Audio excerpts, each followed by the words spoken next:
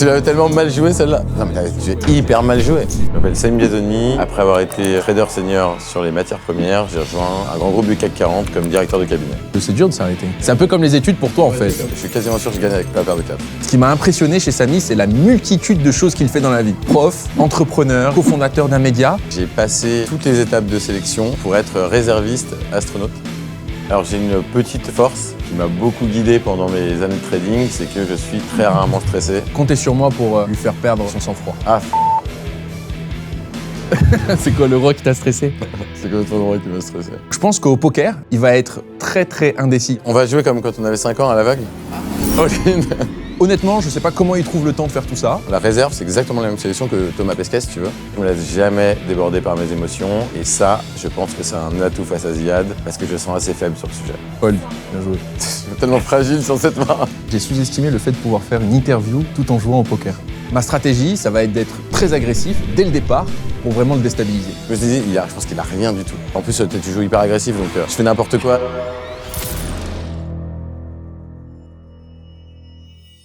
Pour ce premier épisode de All In, j'ai le plaisir de recevoir Samy Biazoni, membre du jury de The Finance Games.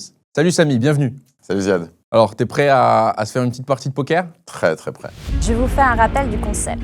30 minutes de jeu, 2 joueurs, format cash game. Et pour gagner, il faut que l'un des 2 joueurs ait plus de jetons que son adversaire au terme de la demi-heure.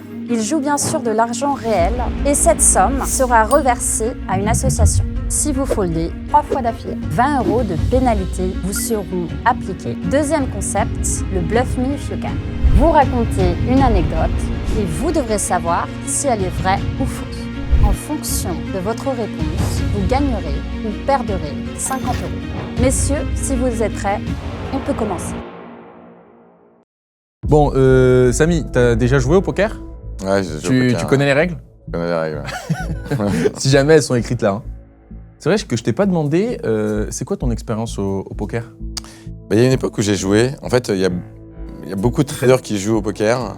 Et donc j'ai joué à cette époque-là. Et je t'avoue que ça fait quelques temps que j'ai pas joué. Ok, bah tu tombes vraiment mal parce que je commence avec une très grosse main. Non, pas une très grosse main, mais avec une très belle main. 16. 16 poursuites. Bah, t'es au courant de la règle, hein? Je fais une courte pause car comme vous le savez, sur cette chaîne, on développe plusieurs concepts. Entre All In, The Candidate et la première édition de The Finance Games, on s'est vite rendu compte d'une chose. Il fallait un endroit clair pour tout centraliser. Et quoi de mieux qu'un site internet? Le problème, c'est que dans l'équipe, personne ne sait vraiment coder. Et surtout, on ne voulait pas que ça nous prenne des semaines ou qu'on dépende d'une agence. Et c'est là qu'on a trouvé la solution parfaite, Hostinger Horizon. Horizon, c'est le moyen le plus simple de créer un site fiable, propre et prêt à l'emploi. Concrètement, on commence par décrire notre projet avec des mots simples, on peut ajouter ensuite quelques images, donner des indications précises sur ce qu'on veut, et Hostinger génère automatiquement le site pour nous. Le design, la structure et même l'hébergement sont inclus. Résultat, pas besoin de coder, pas besoin d'agence, pas besoin d'attendre 3 mois. En quelques clics, le site est prêt. Si vous voulez tester, je vous mets le lien juste en description. Et en ce moment, il y a encore l'offre spéciale du Nouvel An, 13,99 € au lieu de 19,99 €. Et avec mon code Finance Games, vous bénéficiez de 10% de réduction supplémentaire sur les plans de 12 mois et plus. Le lien est en description. Merci à Hostinger de soutenir la chaîne et maintenant, on reprend la partie. Donc Samy, en préparant cette interview, je me suis rendu compte d'un truc. C'est que les personnes en général, elles ont par exemple 2, 3 prénoms. Toi en fait, tu as décidé d'avoir 3 écoles. Tu es diplômé de 3 écoles. Donc tu as fait télécom, Ouais. tu as fait ENS, l'ESSEC et ouais. tu as fait l'école normale supérieure. Ouais. Qu'est-ce que tu t'es dit dans ton parcours pour faire autant d'écoles? J'étais aussi aux mines de Paris. J'avais aussi un Ah ouais master là-bas parce que je m'ennuyais. Ok. En plus, c'est vrai. Non, en fait, c'est assez simple. Je suis quelqu'un de très curieux. Je pense qu'avec Samy, on va pas beaucoup jouer. 16. 16. Je suis quelqu'un de très curieux et en fait, j'étais passionné de sciences, aussi passionné de littérature et de philosophie. Et donc en fait, je me suis dit, c'est simple, je vais pas abandonner une de mes passions, donc je vais tout faire en parallèle. Mais comment t'as trouvé le temps de tout faire en parallèle? Télécom, ESSEC, ENS. Est-ce que tu t'es dit, je fais d'abord un domaine et après, ou vraiment tout en parallèle? Ah ouais, j'ai tout fait en parallèle, je me suis inscrit, j'ai passé les concours en parallèle et j'ai fait. Bon, on arrive au 3e fold pour Samy, donc je vais faire en sorte qu'il fold. Et je vais mettre 25. 25. Pour la première fois, on va avoir un flop. Donc ok, t'as tout fait en parallèle. Ouais, j'ai fait en parallèle. Et en fait, j'ai même fait tout le cursus de philo jusqu'au doctorat. C'est quoi le roi qui t'a stressé? C'est comme ton droit qui me stressait. Et tu sais, la réalité, c'est que en France, dans la tradition, Ouais. on a des mathématiciens qui ont fait de la philo, donc des scientifiques qui font de la philo, pas de philosophes mathématiciens. Tiens. À 5, ça fait... Voilà, ça fait quinte. Quinte.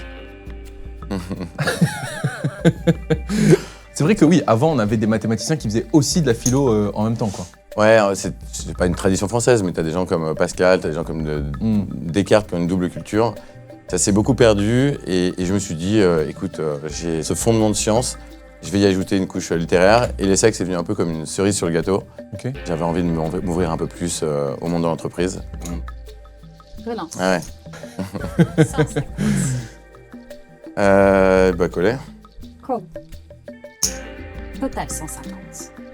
Ok, donc tu voulais t'ouvrir un peu au monde de l'entreprise. Voilà. Ouais, Et c'est comme ça que... c'est comme ça que j'ai fait l'ESSEC aussi en grande école.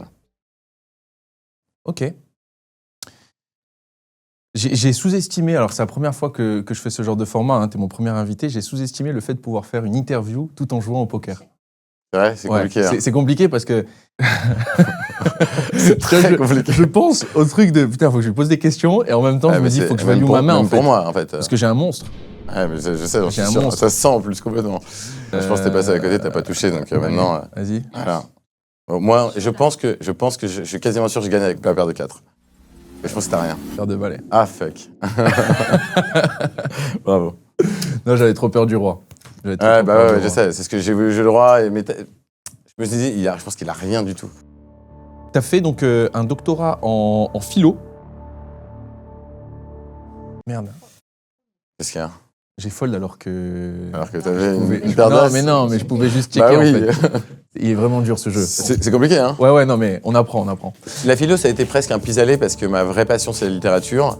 Et au final, parce que tu rencontres assez peu dans ton parcours la philo, au final, j'ai fait un bon choix, sans le savoir. J'ai fini par faire de la philo des sciences, qui a été la convergence entre mes deux passions, celle des sciences et celle de la philosophie. Alors, tu m'as dit que t'étais passionné de langue française, c'est ça? Ouais, passionné de langue française. Ouais. Moi, je vais relancer 15. Voilà, j'avais une petite question pour toi. Est-ce que tu sais ce que ça veut dire? Un mot que j'ai pu rencontrer lors d'une de mes lectures. Ça m'arrive quelquefois de lire. Le mot, c'est pérégrination. Ouais, les pérégrinations, si tu veux, c'est un peu comme les aventures, les cheminements. C'est ça, une pérégrination. Tu vois, raconte-moi tes pérégrinations dans le monde de la finance et tu vas me raconter tout ton parcours. Ça fait une très belle transition puisque nous, on s'est rencontrés... Fun fact, d'ailleurs, on s'est pas du tout rencontrés dans le monde de la finance. Rien à voir.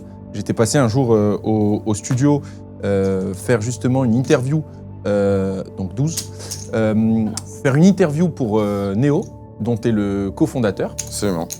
C'est dans ce contexte-là qu'on s'est rencontrés. Mais fun fact, puisque tu m'as dit que tu étais en fait l'ancien boss de mon ancien boss. Exactement. En fait, moi, je suis le junior de ton junior, de ce qu'avant était ton junior. Donc, C'est ça, très marrant. T'es un au peu mon final. petit-fils. Ouais, je suis ton petit junior. J'ai eu sur mon desk en stagiaire ton boss. Ouais, Et ça, c'est très drôle. Ouais, ça, c'est très drôle. Ok, donc, raconte-nous un peu tes pérégrinations. Alors. Ah, t'as fold? Ouais, j'ai fait un peu vite. Je pensais que t'avais... Ah, c'est pas grave. Hop C'est là. vachement chaud de c'est répondre dur, hein. aux questions et de jouer Ah, c'est dur. correctement. 10. Ouais, bon, Oui, voilà, je sais que tu vas fold. Donc oui, Vous couperez, hein. donc toi, tu as commencé en finance, tu as commencé même chez Goldman Sachs en summer, Absolument. là-bas, avant de passer chez Société Générale, où tu as fait en fait plus de 10 ans. Alors, je suis entré plus précisément comme stagiaire. Je fais de la structuration de dérivés de crédit. Ok. Après les subprimes. J'ai fait de la stru Como et l'essentiel de ma carrière, trader exo, trader structuré sur les produits de matières premières. Aujourd'hui, ils en font encore des commodities, Société Générale? Non, on a fermé, ils ont la desk. salle. Ouais. Ok. Et donc, toi ensuite, check. Toi ensuite, tu as eu l'opportunité de passer sur un poste beaucoup plus global, hein, puisque tu es passé sur l'inspection générale des finances. Alors, pas des finances. L'inspection. Non, l'inspection générale, pardon, où tu as quand même occupé, si je ne me trompe pas, un poste de responsabilité. En fait, au sein de la direction d'inspection, j'ai été le responsable mondial, le directeur mondial des activités de marché et d'asset management, puisqu'à l'époque, on avait encore de l'XA. D'autant plus que, si je me trompe pas non plus, c'est assez bien coté, non, l'inspection générale de la Société Générale. Bon, j'arrive pas à faire les deux en même temps. 10. Alors, 10, et je relance de 10. Trop tard. Ah. Pas faire, hein. Ouh là là là là là là là là. Alors moi, ce qui m'a aussi étonné, quand j'ai regardé un peu ton parcours par rapport à cette interview, c'est la reconversion après le trading. Parce que les gens choisissent généralement soit de faire de l'entrepreneuriat, soit d'être prof. Toi, tu t'es dit, je fais les deux. Ouais, c'est vrai. En fait, d'abord, j'ai enseigné assez tôt, en réalité. J'ai enseigné la finance de marché, le calcul stochastique et le trading de matières premières pendant pas mal d'années, puisque je continue à enseigner. Et l'entrepreneuriat, j'ai pris le virus très jeune. En réalité, j'avais accompagné déjà plusieurs projets d'entreprise d'amis à moi. Okay. Et je me suis lancé à la faveur du Covid. Donc l'entrepreneuriat dans les médias. D'accord, ok. Bah, on reparlera de ça après cette mise-là. 25 ? On va faire 25 et je relance de 50. Donc 75. On va payer pour voir ce que t'as. Ouais. Je sais pas ce que t'as là. Hein. Je pense que t'as un petit Pas valet qui grand-chose, traîne. hein. Ah oui. Check. T'as pas touché ton brelan de 4? Non. Check, pourquoi tu joues petit bras comme ça? Non, c'était check, pourquoi tu joues petit bras? C'était... Ah, la technique. Non, pas du tout. Sans. Fold. Bien joué. Fold. Je me sentais juste tellement fragile sans cette main. Donc, et d'ailleurs, c'est très original d'entreprendre dans les médias, puisque donc t'as cofondé Neo. Ouais. C'est quoi le positionnement de Neo?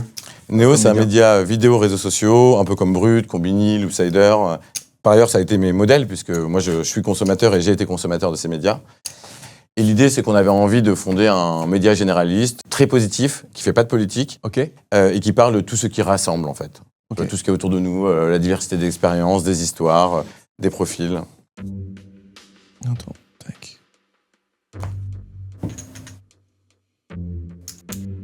Je relance de 2. Je lance 4 au total. Allez, on va voir ce flop. Je te laisse ouvrir, je te laisse miser. Ok.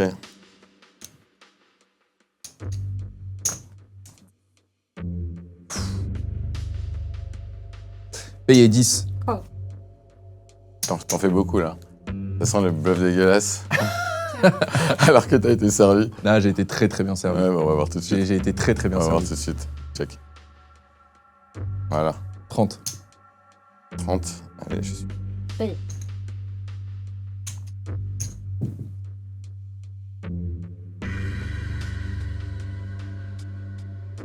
Check. Ouverture 65. Fold. Fold. Relance 5.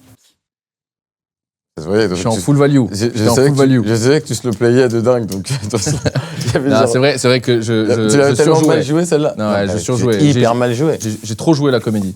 Ah bah t'as beaucoup trop joué à la comédie. J'ai trop joué à la J'étais comédie. sûr à 100% que t'avais touché. Ok. Donc toi, t'as décidé d'entreprendre dans les médias. T'as décidé donc de faire prof. Et en plus, quand on s'était vu la dernière fois, tu me parlais aussi d'un engagement. En fait, on s'était vu à côté de école militaire et tu m'as dit ah bah c'est marrant. En fait, je fais un truc juste à côté. Tu peux déjà rappeler ce que tu faisais Ouais, j'ai fini cette année l'école de guerre. L'école de guerre, c'est l'école qui forme les cadres, les officiers supérieurs de l'armée, donc les futurs colonels et généraux d'armée.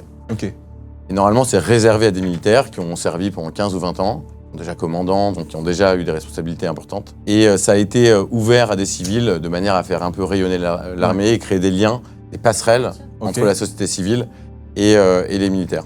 Et en fait, toi, tu veux pas arrêter l'école en Je fait. colle et je relance 25. Non, je crois que ça me manque, ouais. C'est Moi, tu sais, C'est dingue. j'étais un élève un peu appliqué, je m'amusais bien à l'école et j'adore apprendre. Et je crois que ça m'a jamais lâché, en fait. Ce qui est marrant, c'est que donc, en plus de toutes les activités, tu es également dans le comité de direction d'une entreprise du CAC 40. Ouais, je suis à la direction générale d'une entreprise du CAC 40, je suis directeur de cabinet. Ok. Ça, c'est mon activité principale. Ça, c'est ton activité principale. Le reste, pour faire simple, il faut le considérer comme du hobby. Et je réponds souvent, Au lieu d'aller au yoga, faire du Pilates réformeur, Ok. je travaille sur mes boîtes, j'écris, j'enseigne. Et ça, c'est comme ça que j'ai aménagé ma vie. Par ailleurs, j'ai une petite chance, un petit super pouvoir, qui est celui de ne pas devoir dormir beaucoup. Je dors 3-4 heures par nuit. Donc je travaille beaucoup le soir. Ah, tu es de ceux qui ne dorment pas beaucoup la nuit. Ouais, Moi, ça m'a toujours fasciné, ça. Je suis pas un gros dormeur pour autant, mais pour le coup, tu vois, j'ai besoin de mes 8 heures de sommeil, sinon je suis totalement à l'ouest, quoi. Ok, donc très marrant. Alors, c'était marrant parce que tu m'as dit que tu avais un cours, check, auteur-valet. Ouais, Donc, tu m'avais dit donc, que tu étais prof à Télécom et que tu avais eu un nouveau cours récemment qui était théorie de la négociation. Théorie de la négociation, ouais. Ça fait 2 ans que je donne ce cours. C'est une discipline absolument fascinante. On a l'impression que la négociation, c'est être un marchand de tapis sur un souk, dans un souk à Marrakech. En réalité, c'est pas du tout ça. C'est une vraie science. C'est une science à certains égards un peu probabiliste. Il y a beaucoup de théories des jeux. Et en fait, la négociation, ce qu'on appelle la négociation, c'est la manière de trouver des solutions mutuellement bénéfiques à des situations de désaccord. Donc en fait, on est tout le temps, sans se rendre compte, dans des situations de négociation dans la vie. Donc en gros, tu me dis que pour qu'il y ait négociation, il faut une situation d'accord et de désaccord. Non, il y a 2 conditions, si tu veux. C'est une situation de désaccord princeps. Ok. Et cette situation de désaccord peut aboutir sur un accord à condition qu'il y ait ce qu'on appelle une zone de recouvrement dans les exigences. Elle peut être très ténue et il faut qu'elle soit mutuellement bénéfique. C'est-à-dire il faut que les 2 parties aient un intérêt à trouver cet accord. Si je sais que je peux t'écraser complètement et tout gagner, j'ai pas de raison de négocier avec toi. En revanche, si je sais que je peux y gagner quelque chose, toi tu sais que tu peux gagner quelque chose, à ce moment-là, on entre dans un processus de négociation. C'est par exemple un parent et son enfant, je veux rester très tard regarder la télé. Bon, en fait, le parent, au fond de lui, il a envie de faire plaisir à son enfant. C'est ça son intérêt dans la négociation.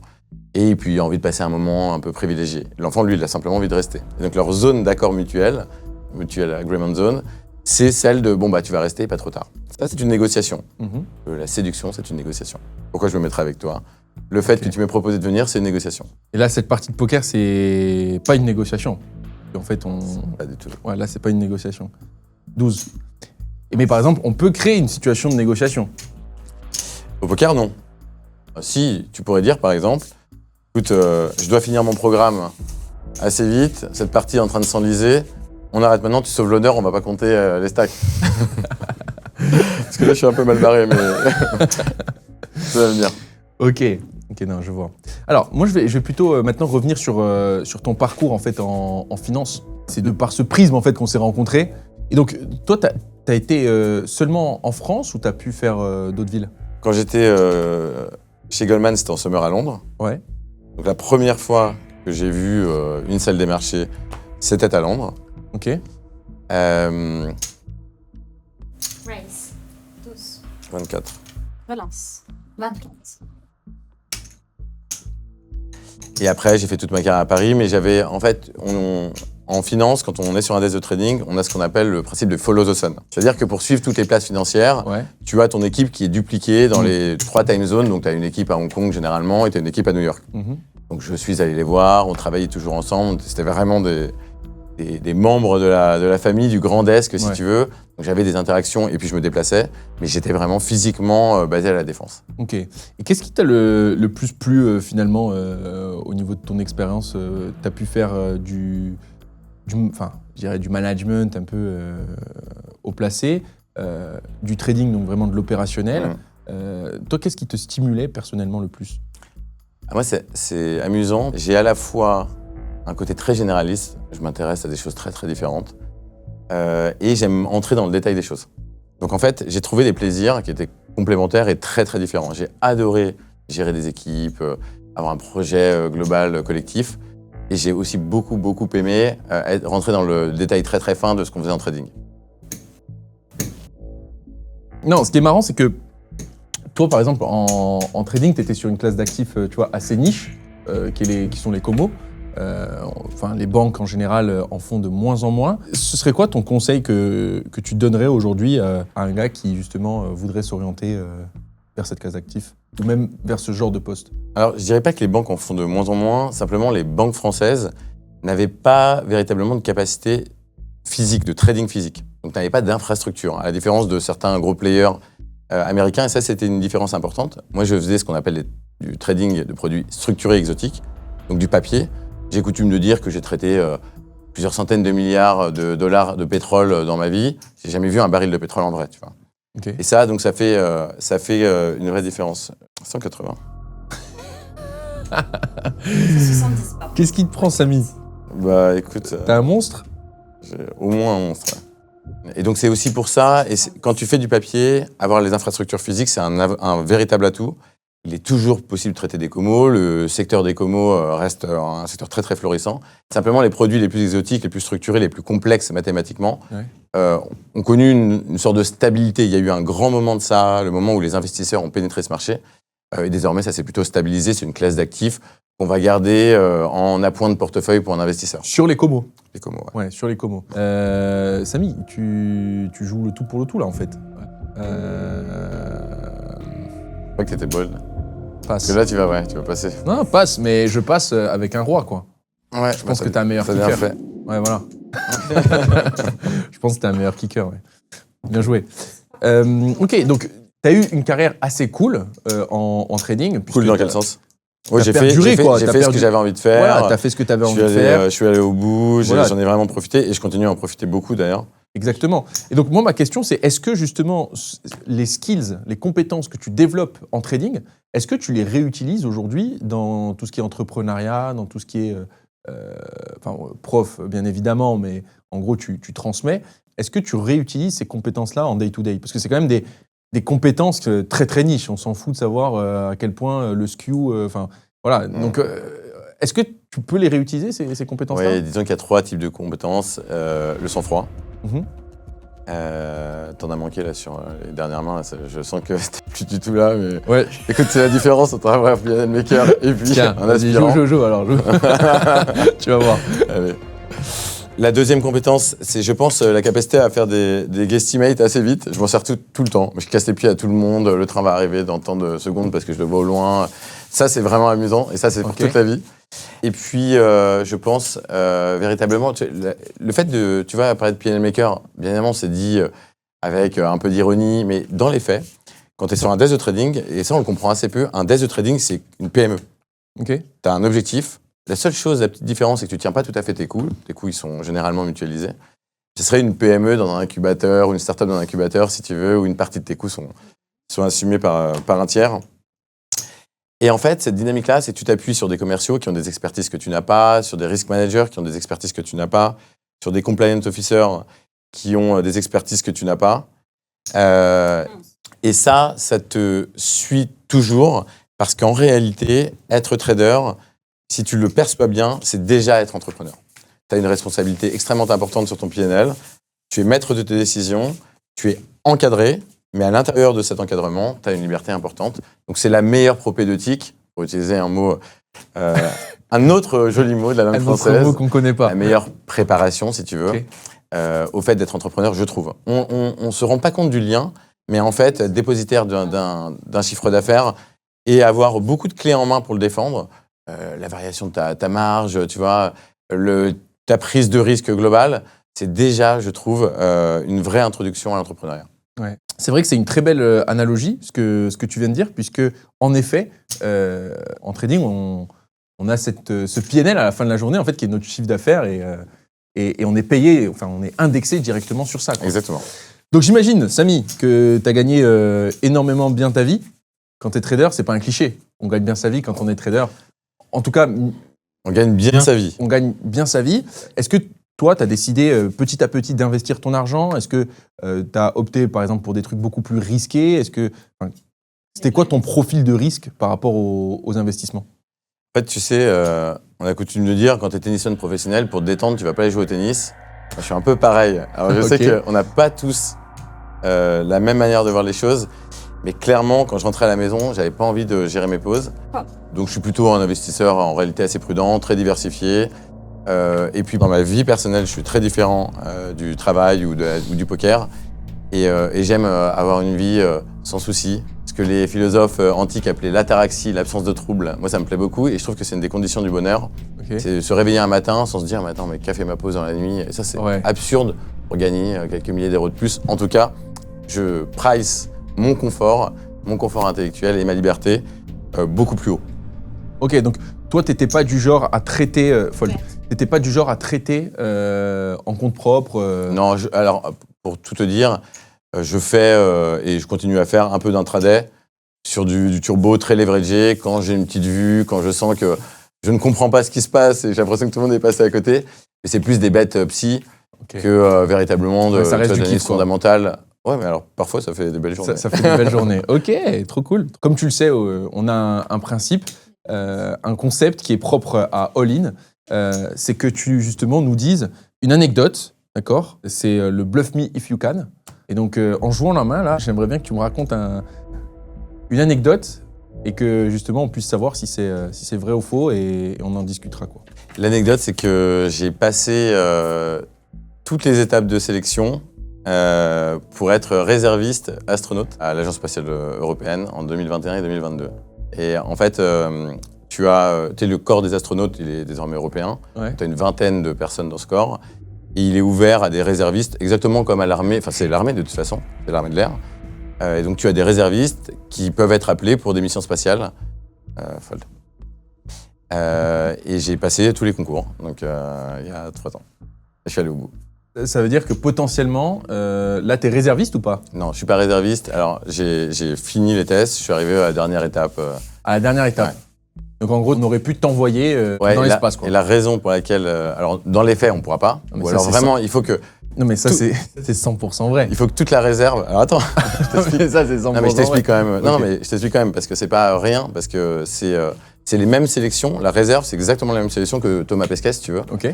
Donc c'est 8000... le ratio, c'est 8000 candidats et un choisi. Donc c'est pas du tout, oui, non, c'est facile, et c'est vraiment un processus très particulier. Et la raison pour laquelle, finalement, j'y suis pas, c'est qu'il fallait une disponibilité. Et très étonnamment, dans le processus de sélection, c'est dans les 3 derniers entretiens qui checkent ces choses-là. Par exemple, ton background check, je te jure que c'est vrai, ton background check, c'est lors de l'avant-dernier entretien qu'ils font. Alors, tu passes tous les tests psychomoteurs, mais si t'as menti sur ton CV, ils se rendent compte qu'à la fin, je jure que c'est vrai. Donc en fait, t'es pas du tout... en gros... Tu peux perdre énormément de temps dans ce truc-là, quoi. Non, parce que la réalité, c'est que c'est moi qui j'ai un peu le goût du défi. Okay. Et surtout, je voulais être astrophysicien, j'ai toujours voulu être chercheur. Et je rêvais d'être astrophysicien. Et quelque part, c'était une sorte de call en me disant, astronaute, c'est un peu astrophysicien. Et je trouvais ça tellement incroyable, j'avais envie de voir comment c'était. Et puis, j'avais un petit défi intellectuel aussi. Ok, trop cool. Mais ça, du coup, c'est 100% vrai. Enfin, tu me dois 50 € là. Je dois te dire ou pas maintenant si c'est vrai. Moi, je dis que c'est vrai. Ok, non. Est-ce que c'est vrai? Je te bluffe. Non. Y a rien qui est vrai. Rien qui est vrai. Mais j'aurais aimé. Donc t'as pas fait les trucs de réserviste. Non, mais attends, t'as pas fait les trucs de réserviste. Rien. Non, moi je suis à l'armée de terre, donc en plus aucun rapport avec l'armée de l'air. Mais il avait l'air hyper impliqué dans son histoire. C'est le principe d'un bluff. Ok, bien joué. Merci. Monsieur bien joué. En revanche, tout ce que j'ai dit est vrai. Je me suis renseigné. Ah oui, ok, ouais. Sur les entretiens, tout ce que j'ai dit est vrai. Ok, bon, écoute, je vais reprendre mon argent alors. Je vais mettre 15. T'as fold? J'ai fold depuis longtemps. Okay.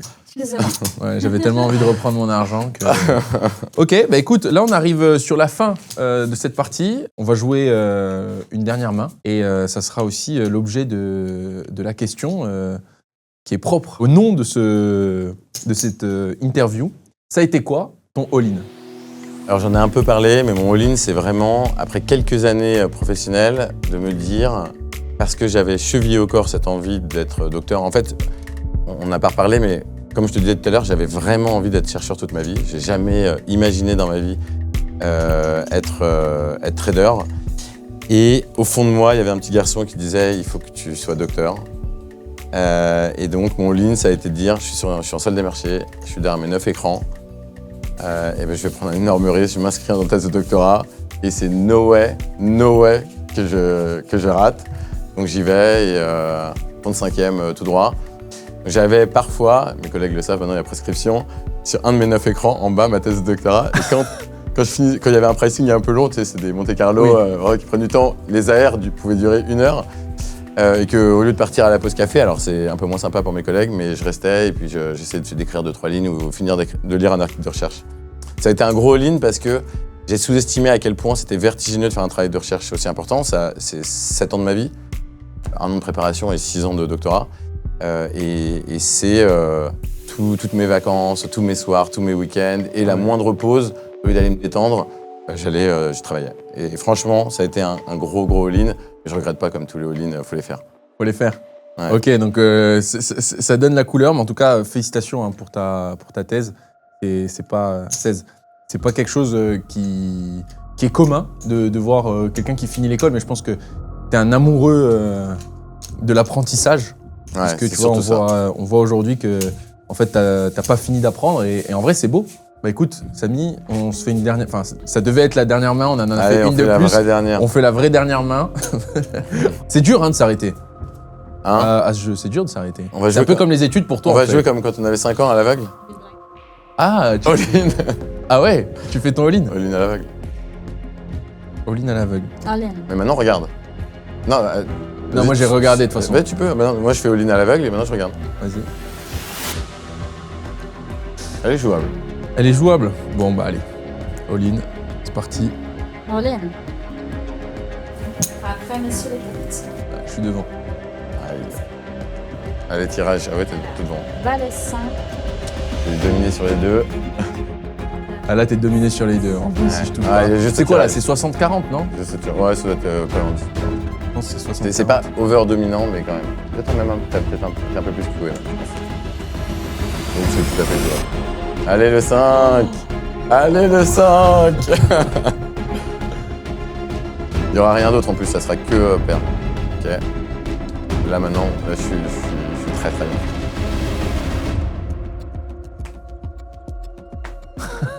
T'as un host dégueulasse à la river. Merci. Bon bah bien joué. Bien joué, bien joué. Ton tapis qui passe. Allez. Vert 5, 4 et valet. Bah écoute Samy, merci en tout cas Merci d'avoir joué le jeu jusqu'au bout. Merci. Est-ce que tu peux nous dire un mot sur l'association que tu as décidé de représenter aujourd'hui? C'est une association qui me tient à cœur parce que je suis très engagé depuis de nombreuses années pour l'égalité des chances. Je viens moi-même d'un milieu plutôt modeste. J'étais élève, étudiant boursier. Et j'accompagne des jeunes méritants en tant que tuteur depuis très très longtemps, depuis que pratiquement que je suis étudiant. Et il y a plusieurs associations au sein desquelles j'officie. L'une d'elles, c'est les entretiens de l'excellence. Le principe, c'est d'amener des professionnels, c'est souvent dans le cadre de grandes écoles d'ailleurs, et on emmène des collégiens et des lycéens et on leur parle de leur vie d'après en mode « ask me anything ». Et donc les gens, t'as des jeunes élèves qui découvrent ce que c'est que les métiers de la finance, ce que sont les métiers du marketing, ont des professionnels en face d'eux et ça change la vie des personnes. Le simple fait de pouvoir être confronté 1 heure à quelqu'un qui a exercé un métier, ça peut être parfaitement décisif. Moi, j'ai vu le regard d'enfant complètement se modifier et des gens me réécrire plusieurs années après en disant « je savais pas quoi faire et maintenant j'entre à HEC ». Et ça, c'est incroyable. Bon, bah, je suis content d'avoir perdu mon all-in contre Ouais, toi. Alors. merci beaucoup. Merci Samy. Et puis... Ah, attends, j'ai pas fini de compter.